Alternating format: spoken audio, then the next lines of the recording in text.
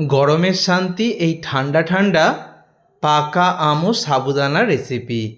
ছোট থেকে বড় সবার এক নিমেষে শরীর মন ঠান্ডা করে দেবে, আর এক নিমেষেই শরীরের সব ক্লান্তি দূর হয়ে যাবে। ভীষণ সুস্বাদু, একদম সহজভাবে তৈরি এই রেসিপিটা মন দিয়ে দেখতে থাকো, যাতে এই প্রচণ্ড গরমে অনেকটা তৃপ্তি তোমরা পেতে পারো।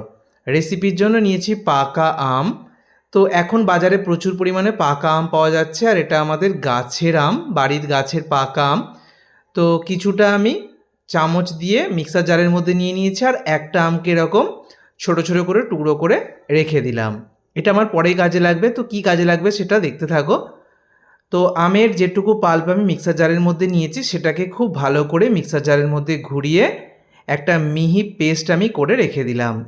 আমের পেস্টটা রেডি করে নিয়েছি, আর এদিকে আমি সাবুদানা নিয়েছিলাম। বড় দানা সাবু জলে ধুয়ে অল্প পরিমাণ জল দিয়ে ভিজিয়ে রেখেছিলাম 1 ঘন্টা। আর তাতে করে দেখিয়ে দিচ্ছি, দেখো সাবুদানাগুলো নরম হয়ে গেছে, আর জলটাও ভালোভাবে টেনে নিয়েছে, অতিরিক্ত জলে ভেজাবে না, সাবুদানা সমান সমান জল দিয়ে ভিজিয়ে নিয়েছি। তো এখানে আমি 2 চামচ মতো ঘি দিয়ে দিলাম কড়াইতে, আর ঘিটা গরম হয়ে গেলে প্রথমেই কিশমিশ আর কাজু দিয়ে ভেজে তুলে নেব। পছন্দ মতো ড্রাই ফ্রুটস তোমরা এখানে অ্যাড করতে পারবে। কাজু কিশমিশের মধ্যে যে কোনো একরকমও নেওয়া যায়, শুধু কিশমিশ থাকলে শুধু কিশমিশও দিতে পারো, আবার কাজু কিশমিশ যদি না থাকে বাদও দেওয়া যাবে। ওই যে ঘি যেটুকু ছিল কাজু কিশমিশ ভাজার পর, তার মধ্যে আমি সাবুদানাটা দিয়ে দিলাম, 2টো এলাচের মুখ ফাটিয়ে দিয়ে দিয়েছি। এবার সাবুদানাটাকে ঘিয়ের মধ্যে একটু নেড়ে চেড়ে নিচ্ছি। এইভাবে করলে সাবুদানাটা একটা আরেকটার গায়ে লেগে থাকে না, আর খুব সুন্দর একটা ঘিয়ের সুঘ্রাণ চলে আসে। এবার 1/2 লিটার দুধ আমি দিয়ে দিচ্ছি। এখানে আমি আর 100 গ্রামের মতো সাবু নিয়েছিলাম, তার মধ্যে দিলাম 1/2 লিটার লিকুইড দুধ। আগে থেকে জাল দিয়ে ঠান্ডা করা ঘন লিকুইড দুধ 1/2 লিটার দিয়ে দিলাম। এবারে আমি দেখো সাবুদানাটাকে সিদ্ধ হতে দেব। মোটামুটি 6-7 মিনিট মতো সিদ্ধ করলেই সাবুদানা সিদ্ধ হয়ে যাবে।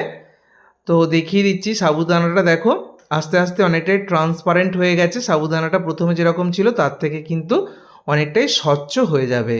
এরকমটা যখন হয়ে গেছে তখন আগে থেকে ভেজে রাখা কাজু কিশমিশটা দিয়ে দিলাম, আর মিষ্টি হিসাবে এখানে বাতাসা দিচ্ছি। তোমরা মিছরি, চিনি, গুড় যে কোনো কিছু অ্যাড করতে পারো, আমি বাতাসাটাই দিলাম। আর মিষ্টিটা যেরকম রাখতে চাও সে মতো স্বাদ মতো কম বেশি করে নেবে। খুব অতিরিক্ত মিষ্টি আবার ভালো লাগবে না, তাই মিষ্টিটা অবশ্যই বুঝে অ্যাড করবে। বাতাসাটা মিশিয়ে নেওয়ার পর এটাকে ঠান্ডা করতে হবে। একদম হালকা হাত ছোঁয়া গরম অবস্থায় আমি আমের পাল্পটা মেশাবো। তো এখন এটাকে ফ্যানের তলায় হোক বা নর্মাল অবস্থায় রেখে দিয়ে আমি অনেকটাই ঠান্ডা করে নিয়েছি। আর ঠান্ডা করার পর কিন্তু এটা একটু টেনে আসবে বা কিছুটা জমে যাবে। তো তখন আমি আমের পাল্পটা দিয়ে দিচ্ছি। আমের পাল্পটা কিন্তু গরম অবস্থায় দেবে না, হালকা হাত ছোঁয়া গরম অবস্থায় অ্যাড করবে। ভালো করে আমের পাল্প যেটা আমি মিক্সারের মধ্যে ঘুরিয়ে রেডি করে রেখেছিলাম সেটা দিয়ে দিলাম। দেখো কতটা সুন্দর দেখতে হয়েছে। আমের পাল্পটা মেশার পর এর কালারটা খুব সুন্দর এসে গেছে, আর এর ঘনত্বটা একদম পারফেক্ট এসে গিয়েছে। সম্পূর্ণ ঠান্ডা করে এটাকে সার্ভ করতে হবে। ফ্রিজের মধ্যে রেখে এটাকে ঠান্ডা করে নিয়েছি। তারপর যে আমটাকে ছোট টুকরো করে রেখেছিলাম ছুরি দিয়ে কেটে, সেটা ওপর থেকে একটু আমি ছড়িয়ে দিলাম বা সাজিয়ে দিলাম। তারপর হাতায় করে দেখিয়ে দিচ্ছি, দেখো ঠান্ডা ঠান্ডা যদি এটা গ্লাসে বা কাপে করে নিয়ে বা বাটি করে নিয়ে তোমরা 1 চামচ মুখে দাও, গরমে ভীষণ শান্তি পাবে, ভীষণ তৃপ্তি পাবে। এক নিমেষে শরীর মন কিন্তু ঠান্ডা করে দেবে। অবশ্যই বাড়িতে তৈরি করো। সকলকে ধন্যবাদ।